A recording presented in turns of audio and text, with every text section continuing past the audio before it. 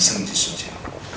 어떤 사람이 감성지수가 높은 사람이냐면요, 울 때 울고 웃을 때 웃을 줄 아는 사람이 감성지수가 높은 사람입니다. 로마서 12장 15절에 보면 성경이 이렇게 말하고 있습니다. 절구한 자들과 함께 뭐하고요? 절구. 우는 자들과 함께 다 울고 있는데 내 혼자 운다든지, 웃고 있는데 다 내 혼자 운다든지, 다 울고 있는데 내 혼자 웃고 있다면 뭔가 문제가 있는 것입니다. 왜 그렇습니까? 우리 모두는 다 참 입장이 다르지만요, 언제 그 입장이 바뀔지 아무도 알 수가 없습니다. 내가 지금 건강하지만 언제 병든 사람이 될지, 내가 지금 웃고 있지만 언제 우는 사람이 될지 알 수가 없습니다. 항상 입장을 좀 바꾸어 놓고 생각할 줄 아는 이 역지사지의 능력을 좀 길러가는 은혜가 있기를 주님의 이름으로 축원합니다. 성경은 성도에 당하는 모든 문제에 대해서요 초면하게 말하고 있지 않습니다. 항상 그 마음의 결을 같이 하는 것을 볼 수가 있습니다. 오늘 이 야고보 서신을 쓰신 야고보 사도도요 이 낙타 무릎이라고 할 정도로 별명을 그렇게 부를 정도로 많이 기도하는 사람이지만 성도의 문제에 대해서 그렇게 초연하게 말하고 있지 않은 것을 우리가 볼 수가 있습니다. 다시 말하면 성도의 연약함을 갖다가 무시하지 않는다는 것입니다. 누가 아프다고 그러면 기도 안 해서 그렇지 매몰차게 이렇게 몰아붙이지 않는다는 이야기입니다. 오늘 본문을 보시기 바랍니다. 13절에 우리가 이렇게 말해주고 있습니다. 너희 가운데 고난당하는 자가 있느냐? 고난당하는 사람이 있다는 것을 인정하고 있습니다. 그러면서 그는 뭐요? 기도할 것이요 절구하는 자가 있느냐? 그는 찬송할지니라. 우리는 여기서 우리 모든 인류가 두 가지 상태에 놓여있다는 사실을 보게 되었습니다. 한 부류는 고통이고 한 부류는 행동 가운데 놓여있는 것을 우리가 볼 수가 있습니다. 전도서 7장 14절에도 비슷한 말씀이 있습니다. 형통한 날에는 뭐하고요? 기뻐하고 공고한 날에는 되돌아보아라. 비슷한 말씀에 비슷한 권면이 주어지는 것을 볼 수가 있습니다. 공고한 사람은 기도하라고 권면하고 형통한 사람은 찬송하라고 이렇게 권면하는 것을 볼 수가 있습니다. 사람이 살면서요 하나님을 향해 한순간도 거칠 수 없는 것이 뭐냐? 기도와 찬송입니다. 우리가 고난과 형통의 이 두 궤적을 따라가면서 기도하지 않을 수 없고 찬송하지 않을 수 없는 것이 우리 인생임을 보게 되었습니다. 조금 더 우리가 깊이 생각하시면요 13절에 우리에게 이렇게 말씀해 주고 있습니다. 너희 중에 고난 당하는 자가 있느냐? 그는 말할 것이요 기도할 것이요 기도하는 신앙을 말하고 있는 것을 볼 수가 있습니다. 사실 고난 가운데 받은 사람이 기도하기가 쉽지 않습니다. 왜 그렇습니까? 그 마음에 낙심과 좌절과 실망과 원망과 분노가 자꾸 샘솟는데 어떻게 기도할 힘을 얻습니까? 그러나 기도하지 않으면 점점 더 악순환이 거듭될 뿐이므로 그럼에도 불구하고 계속해서 기도하라라고 말씀하시는 것을 우리가 볼 수가 있습니다. 여러분 고난은요 하나님께서 기도의 자리로 초청하는 초청장이다. 그렇게 이해를 하시면 우리가 고난에 대해도 기도하기가 참 좋을 것 같아요. 또 하나 절구하는 자들에게는 뭐라고 했습니까? 그는 찬송할지니라 그랬습니다. 찬송하는 신앙을 우리에게 말해주고 있지 않습니까? 여러분 인생이 형통하고 잘 될 때예요 어떻습니까? 찬송하기가 쉽습니까? 물론 찬송이 나올 수는 있어요. 그런데 사람이 잘 될 때는요 어떻게 하든지 나를 좀 더 높이고 싶고 나를 사람들에게 좀 돋보이게 만들고 싶고 내 인생을 좀 더 엔조이하고 싶은 욕구들이 얼마든지 많이 일어나기 마련인 것입니다. 그때는요 이 모든 분복을 하나님이 내게 주시다는 사실을 잊어버릴 때가 참 많습니다. 내가 잘나서 그렇게 잘된 줄 알고요 하나님을 잊어버리고 긴급방통하기가 참 쉬운 것입니다. 신명기도 보면 하나님께서 우리에게 복 주셨을 때 너는 뭐라고 했습니까? 찬송하라. 왜? 하나님께서 복을 주신 것이지 네가 잘나서 네가 똑똑해서 네가 좋은 관계를 맺어가지고 그렇게 된 것이 아니라는 것입니다. 우리가 특별히 좋은 일을 만날 때 말입니다. 저는 술집이나 노래방 가서 시간을 보내지 않을 수 있는 내가 있으면 참 좋겠다. 결혼하고 그 다음에 뭐 이렇게 신혼여행 가고 휴가 가고 말입니다. 좋은 경사스러운 일을 만났을 때 우리가 하나님께서 이 분복을 주신 것을 마음에 생각하시면서 말하고요 좀 찬송하라. 우리가 기쁘고 감사할 때 찬송하면요 그 기쁨과 그 감사가 점점 배가 되어지고요 길게 오래 지속되는 것을 볼 수가 있습니다. 그런데 우리가 기쁠 때 방탕하게 되어지면요 그 기쁨이 변하여 슬픔이 될 수밖에 없다는 사실을 좀 잊지 않았으면 참 좋겠다 싶어요. 그런데 오늘 사도 야고보는요 다시 고난의 문제로 우리에게 돌아오는 것을 볼 수가 있습니다. 14절 보시면요 이렇게 말씀하고 있는 것을 볼 수가 있습니다. 너희 중에 병든 자가 있느냐? 우리가 인생에 두 부류의 상태에 있다는 사실을 고난과 행동의 상태에 있다는 사실을 이미 말씀했습니다만은요 여러분 고난 중에 고난이 무엇이겠습니까? 뭐 부도가 나는 것, 빚지는 것, 실패하는 것 그런 것도 있을 수 있겠지만요 우리가 건강을 잃어버리면 모든 것을 잃어버리지 않습니까? 그래서 우리의 인생의 고난 중의 고난은 우리가 병에 걸리는 것입니다. 오늘 이와 같은 사람들을 향해서 우리에게 말씀하고 있는 것을 볼 수가 있습니다. 그러면 병든 자는 어떻게 해야 될 것인지 이 병들다는 소식을 들은 교회는 어떻게 해야 되는 것인지 이것을 야고보 사도가 우리에게 고면해 주고 있는 것을 볼 수가 있습니다. 첫째로 우리가 생각할 것은요, 질병은 교회와 더불어 나누어야 할 문제라는 사실을 말해주고 있습니다. 14절 한번 우리가 다시 한번 마음에 새기면서 읽어보실까요? 14절 시작. 너희 중에 병든 자가 있느냐? 그는 교회의 장로들을 청할 것이요 그들은 주의 이름으로 기름을 바르며 그를 위하여 기도할지니라. 여러분, 내가 그냥 보통의 고난 가운데 있으면 내가 기도하면 돼. 내 스스로 기도하면 돼. 내가 형통한 가운데 있으면 내가 스스로 기도하면 찬송하면 돼. 그런데 특별히 고난 중에 고난에 있을 때는 어떻게 할 것이냐? 이것은 나 혼자만 해결할 문제가 아니라는 것입니다. 온 교회와 함께 짐을 져야 될 문제인 것을 우리에게 말해주고 있습니다. 여러분, 우리 가족 가운데 한 사람이 아프면요, 온 식구가 다 힘들지 않습니까? 여러분, 내가 벽에 들고 걸리는데 가족 가운데서 시시하고 있는 분이 있습니까? 다 알려서 좀 위해서 기도하게 만들지 않습니까? 오늘 14절의 요지가 무엇입니까? 교인 중에 누가 병이 든 사람이 있다면 내 병든 것을 교회에게 알려라, 그 말인 것입니다. 내 개인의 문제로 생각하지 말고 우리 온 교회 공동체의 문제로 생각하고 그것을 알려서 함께 기도하라, 이렇게 부탁을 하고 있는 것을 볼 수가 있습니다. 무엇을 근거로 그렇게 말할 수가 있습니까? 오늘 너희 중에 병든 자가 있느냐? 그는 교회 장로들을 말할 것이요 청할 것이요. 이 말 속에 답이 들어 있습니다. 여러분, 장로가 누굽니까? 교회 믿음의 어른들을 말하지 않습니까? 옛날에 원래 장로라고 하는 코스이면서 나왔습니다. 나이가 지긋하고 인생을 많이 경험하면서 산전수전 다 겪은 것이죠. 그래서 그 마음에 지혜가 있고 그 마음에 슬기가 있고 또 연약한 자들과 마음의 길을 얼마든지 공감할 수 있는 그와 같은 마음이 부드러운 사람들이 다 장로가 되지 않습니까? 교회 교역자들, 교회 어른들을 다 말하는 것이죠. 그들을 청하라, 이렇게 말하고 있는 것을 볼 수가 있습니다. 이 말은요, 우리가 병에 들리면 덜컹 병원부터 가기 전에 먼저 교회에 알리라, 그 말인 것을 볼 수가 있습니다. 오해하지 마시기를 바랍니다. 병원 가지 말라는 이야기가 아닙니다. 목사를 선부당처럼 생각해서 목사가 다 고쳐줄 수 있을 것처럼 그렇게 생각하지도 말라는 이야기입니다. 그렇다면 우리가 아플 때 교회 장로들을 청하는 말이 무슨 말이냐? 여러분, 장로님은요, 교인의 대표이기 때문에 그렇습니다. 교인의 대표를 청한다는 것은 무슨 말이죠? 내 병든 것을 교회에 많은 것입니까? 알려주는 것입니다. 그러면 되지 않습니까? 알려서 막이 부끄럽고 창피하게. 그러나 그렇지 않습니다. 어떤 유익이 있습니까? 이 병을 함께 기도로 짊어지는 유익이 있게 되는 줄로 믿습니다. 그런가 하면 장로님들은 믿음의 대표예요. 내 질병의 문제를 과학에게만 맡기지 아니하고 의학에게만 맡기지 아니하고 무엇에 맡긴다는 말입니까? 믿음에 맡깁니다. 그럼 이 믿음의 은혜를 주십시오. 그런가 하면 장로님들은 기도의 대표입니다.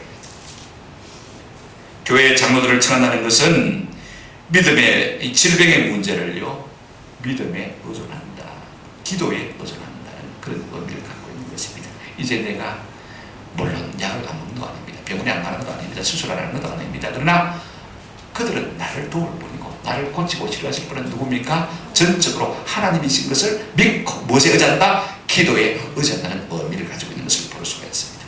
여러분, 이것이 질병 가운데 있는 성도가 우선적으로 취해야 할 태도인 것을 볼 수가 있습니다. 여기서 조금 한 두 가지 문제를 짚고 넘어야 될 것인데요. 여러분 14절 유심히 보시기를 바랍니다. 성경을 읽을 때요, 단수냐 복수냐 참 중요하거든요. 자, 14절 보시기 바랍니다. 너희 중에 병든 자가 있느냐? 그는 교회 장로를 청할 것이요 입니까? 아니면 장로들을 청할 것이요 입니까? 어느 것이죠? 장로들을 복수입니다. 여러분 성경 읽을 때 단수 복수도 우리가 유심히 봐야지 그냥 보면 안 돼요. 이게 무슨 말씀일까요? 참 중요해요. 성경은 장로를 말할 때 항상 복수로 말하고 있습니다. 어느 교회든지 장로들을 세울 것을 말씀하고 있습니다. 다시 말하면 교회는요, 리더십이 집단 리더십이지 단수 한 사람의 개인적인 카리스마나 헤게모니가 있다고 해서 그 사람이 전적으로 교회를 책임지라는 말은 결단코 아닌 것입니다. 오늘 우리 같으면 어떻겠습니까? 헤게모니가 있고, 그죠? 권세가 있고, 카리스마가 있는 사람을 전적으로 신뢰하고 의지합니다만 그렇게 하지 말라는 것입니다. 내가 안 좋아하는 사람이라도 그가 영적인 어떤 관계를 가지고 있으면요, 초청해서 함께 나누라, 그 말씀인 것입니다. 다양한 사람, 다양한 은사를 인정하고 있는 것을 볼 수가 있습니다. 그 다음에 여러분, 청하라 라고 말하고 있지 않습니까? 누가 누구를 어디로 청하라고 합니까? 한번 따라합시다. 병든 사람이 건강한 사람을 내 아픈 현장으로 청하라. 이 말이 참 중요해요. 여러분, 백문이 불여일견이라. 우리가 누가 아프다 100번 들어도요 그 마음이 안 움직일 수가 있습니다. 아픈가 보다 그럽니다. 그죠?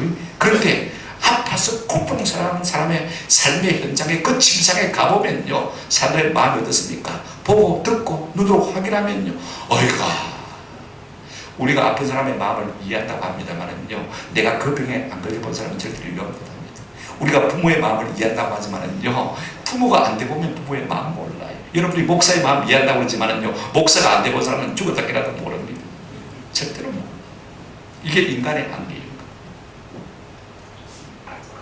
자 보세요.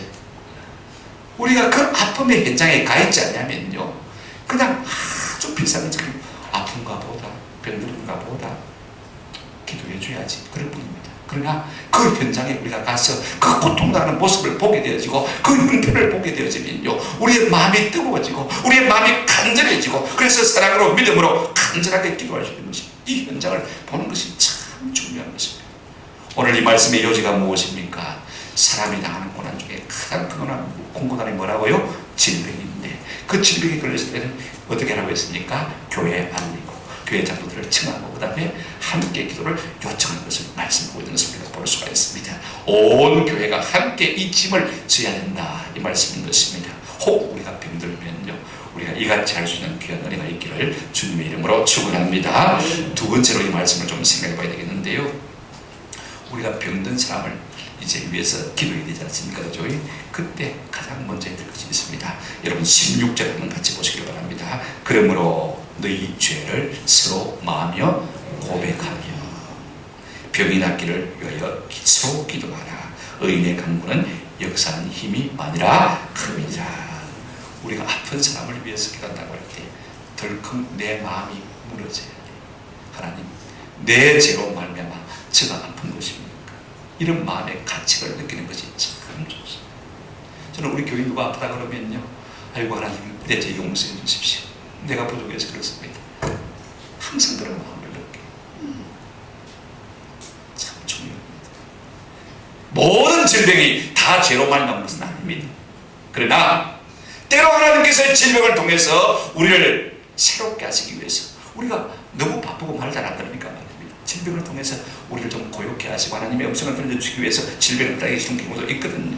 질병을 통해서 죄를 멈추게도 하시고 또 잘못된 우리 가치관들이나 생각이나 삶의 방향들을 꺾어놓으시는 것을 우리가 종종 경험할 수가 있습니다. 예를 들어서 가장 쉽게 말입니다.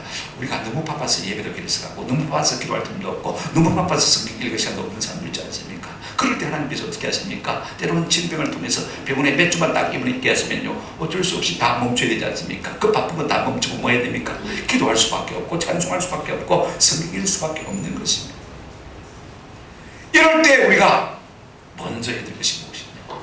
본인뿐만 아닙니다. 온 교회가 서로 죄를 마음에요 고백하며 여러분 의인의 간구는 역사하는 힘이 큼이니라 그랬는데 여러분 누가 의인입니까?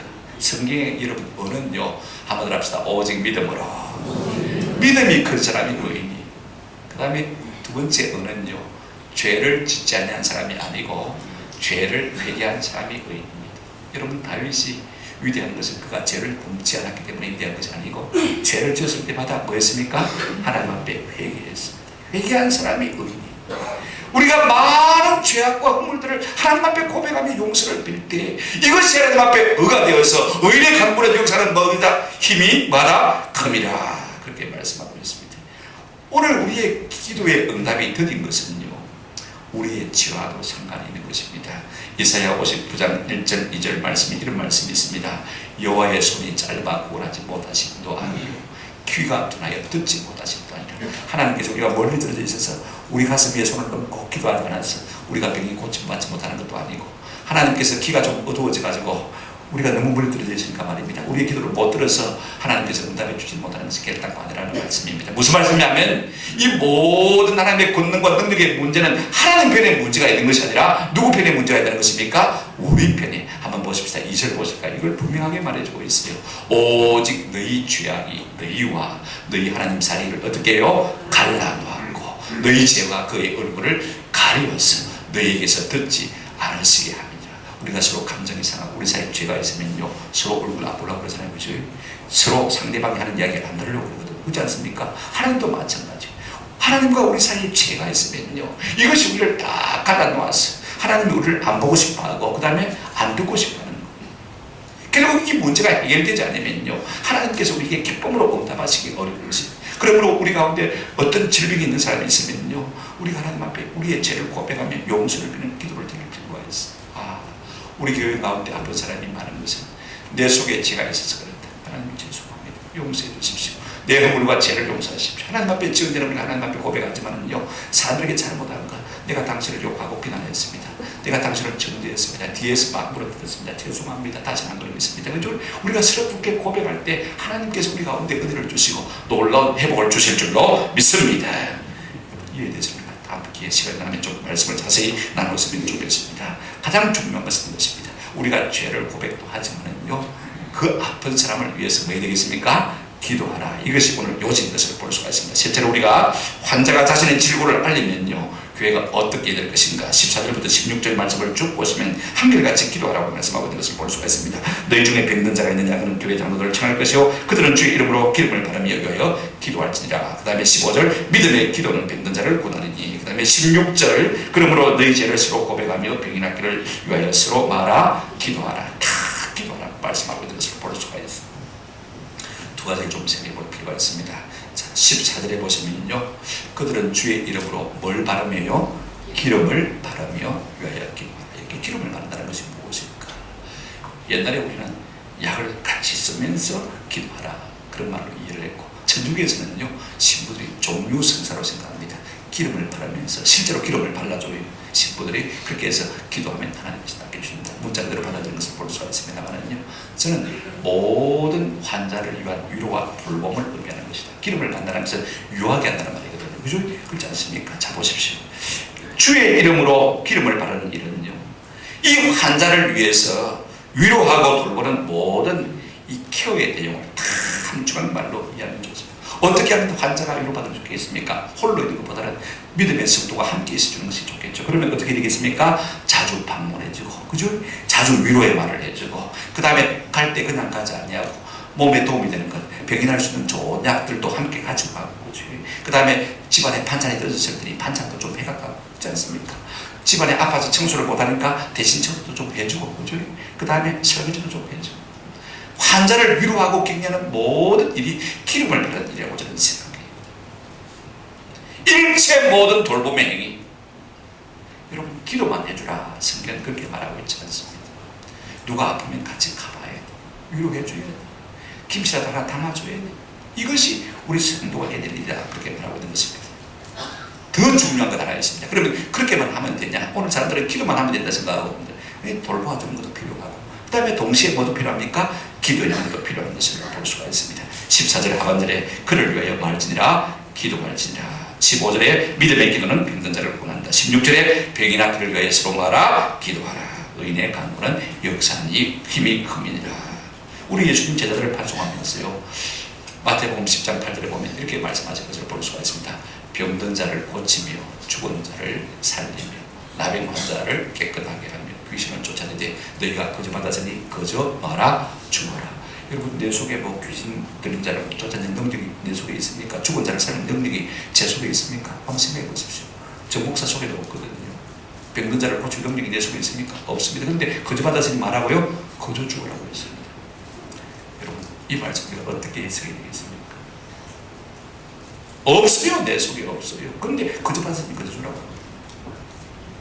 한번 더 합시다. 현금은 아니어도 수표를 주셨습니다. 우리가 카드 있잖아요. 신용카드 그죠? 저는 한번 경험했습니다. 우리 작둔 가장이 제가 들었는데 자기 방에서 전화를 받아요. 조금 자기 부인하고 통화를 하더니 그 키가 큰 분이요 눈에서 달구독 같은 눈물이 뚝뚝 흘립니다. 가만히 되어지는 이야기를 들어보니까 아들 주영이가 하나 있는데 그 아들이 서울대병원에서 지금 검사를 했는데 골수암인 거예요. 다리가 골수암인 거예요. 이제 6살밖에 안 돼. 아 이분이 눈물을 뚝뚝 육사대 그 키가 큰 과장님 오니까 나도 막 마음이 무너지더라고요. 대충 제가 기도할게요. 교회 가서 기도했어요. 그래 수요일 밤 설교를 하는데 마음이 뜨거워지더라고요. 하나님께서 기도하면 고쳐주실 것 같아요. 뜨거운 마음이 내 마음을 완전히 세워주는 거예요. 그래 예배를 대충 마치고 작정마당 숙소로 갔습니다. 아이를 불렀어요. 주인아 목사님한테 올래 그랬더니 천주교 가정인데요 이 아이가 제 무릎 앞에 탁 앉더라고. 얼마나 예뻐요. 얼마나 귀여워요. 그래가지고 제가 그 아이를 머리에 손을 딱 얹고 기도했는데 그 다음 주에 다시 서울대 병원 가서 검사를 자세히 본 다음에는요 없어졌대요. 할렐루야. 저는 제 마음에 비밀을 가지고 있어요. 제가 그때 어떤 마음이었는지를 알기 때문에 마음에 고백할 수 있는 거예요. 현금으로는 안 주셨어요. 그러나 우리가 중심으로 사랑하고 믿음으로 간구하면 하나님께서 주신다 주신다. 제가 그래주고 뭐 밥 한 끼 사먹은 거 얻어먹은 거 하나도 없습니다. 그저 받아서니 뭐 한답니까? 그저 주는 거죠. 이게 참 중요해요. 여러분 우리가 할 마음만 있으면 하나님께서 주실 줄로 믿습니다.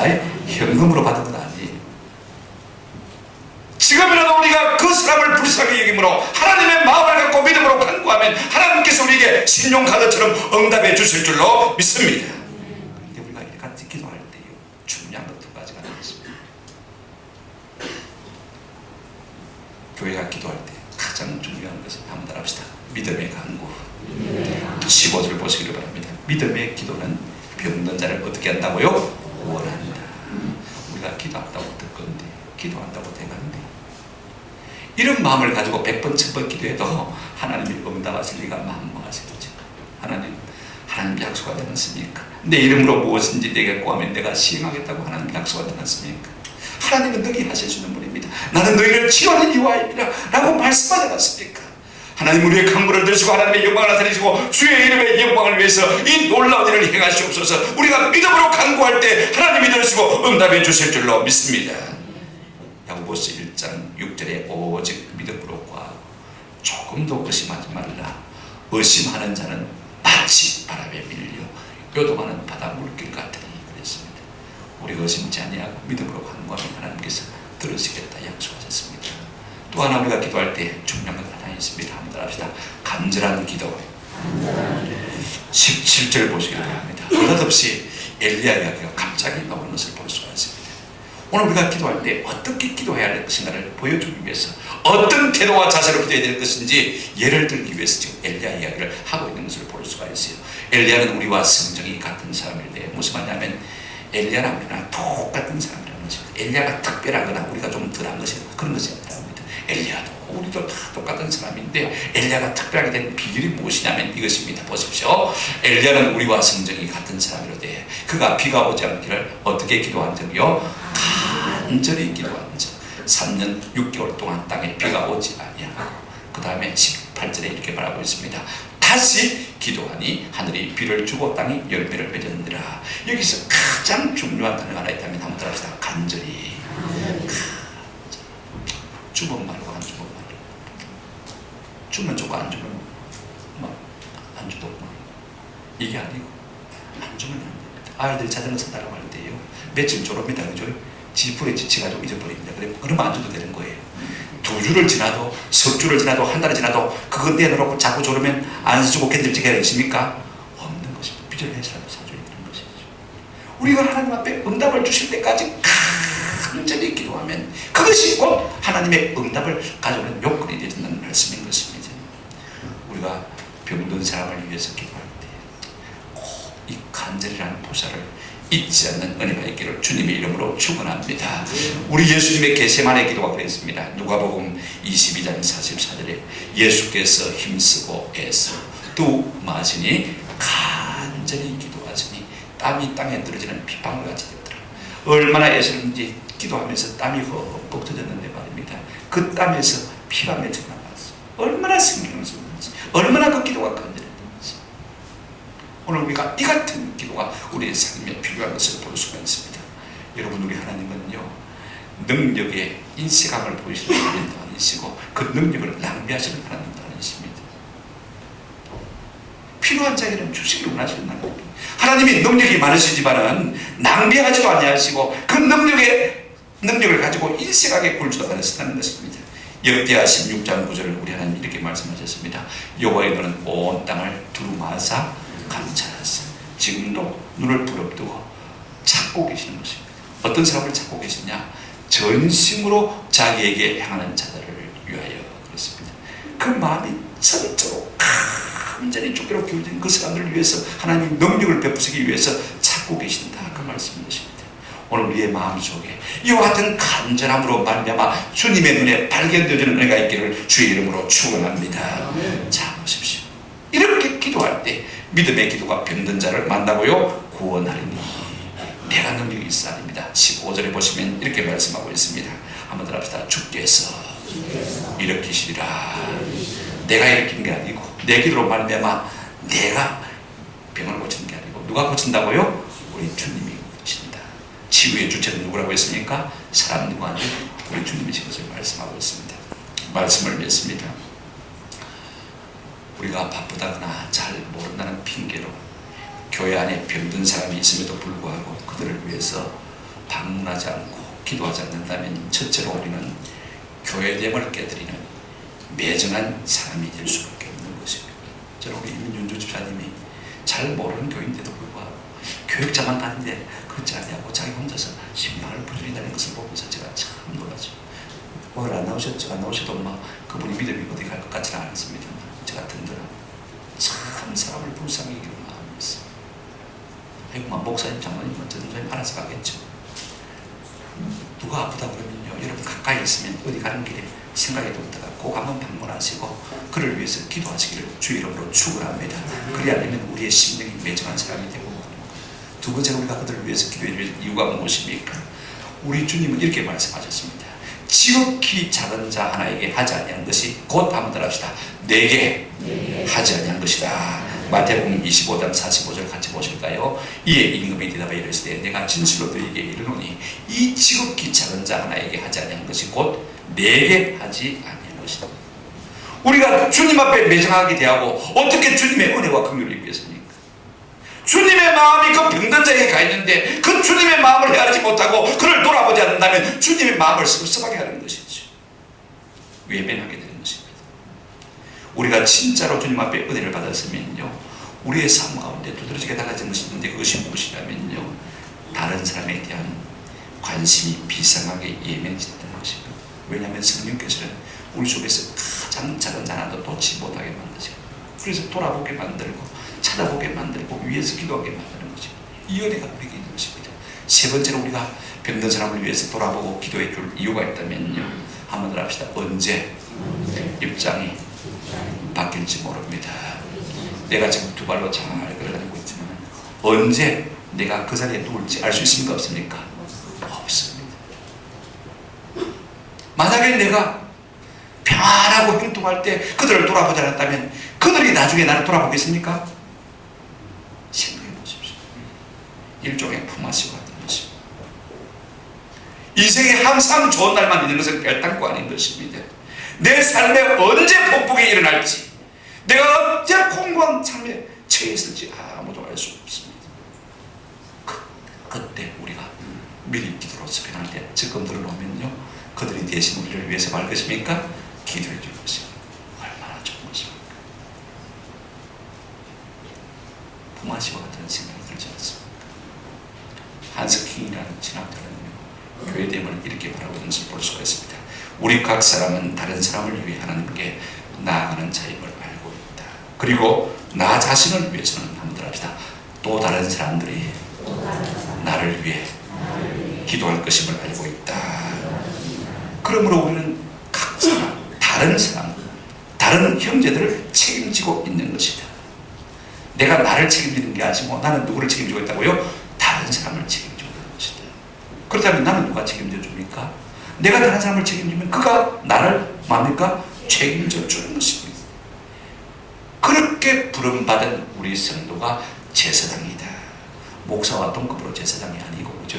자, 한번 제가 제가 읽어드리겠습니다. 그러므로 제사장 직위는 신자마다 자기 자신을 위해 살지 않고 하나님 앞에서 다른 사람을 위해 살며 그 대신 자기 자신은 다른 사람의 도움을 받아 사는 것이다. 이것이 한번 합시다. 제사장. 이것이 제사장. 오늘 신학시대에 모든 성도가 그와 같은 삶을 살아가야 되는 것이 마땅하다라고 말하는 것을 볼 수가 있습니다. 내가 다른 사람을 위해 살면 다른 사람은 나를 위해서 어떻게 한다고요? 당연히 살아주는 것이죠. 내가 다른 사람을 위해서 기도하면 당연히 그 사람이 나를 위해서 기도해 주게 되는 것이죠. 여러분, 우리가 그리스도인이 된다는 것이 어떤 의미입니까? 스탠리 존스라는 사람이 이런 말을 했습니다. 인생의 계단에서 우리 자신이 어디까지 성숙한 단계에 올라가 있는지를 알고 싶다면 다음 질문 하나만 하면 된다. 나는 얼마나 지혜롭게, 나는 얼마나 깊이 있게 다른 사람들을 돌보고 있는가. 자기 문제에 매몰되어서 자기만 바라보지 남의 문제에 대해서는 전혀 관심이 없는 사람이라면 밑바닥에 승부라는 것입니다. 그러나 내가 영적으로 높은 자리에 올라가는 것은요, 그만큼 다른 사람을 깊이 있게 지혜롭게 돌보고 있는 사람이라면 높은 자리에 올라가 있는 사람이라는 것입니다. 그러면서 이렇게 말하고 있습니다. 그리스도인이 된다는 것은 곧 민감한 사람이 된다는 것이다. 그리스도인이란 남을 돌보는 사람이다. 어느 곳에서든지 남을 돌보리자 하는 것은 누구도 그리스도를 진정으로 만날 수 없다. 내가 회심의 순간 무릎을 펴고 일어나면서 맨 처음 느꼈던 마음은 남을 돌아보고 싶은 마음이었다. 그때 나는 두 팔로 온 세상을 안고 이 마음을 모든 사람과 나누고 싶은 그런 기분을 느꼈다. 우리가 은혜가 오면요, 그들을 돌아보아주고 싶고 위로해주고 싶고 그들을 사랑해주고 싶고 안아주고 싶고 쓰다듬어주고 싶은 마음이 우리 속에 온다는 것은, 이것이 없다면 우리가 참 그리스도인이 아니다, 이렇게 저는 말하고 있는 거예요. 오늘 이 아침에 우리 모두에게 이와 같은 은혜가 있기를 주님의 이름으로 축원합니다. 아멘.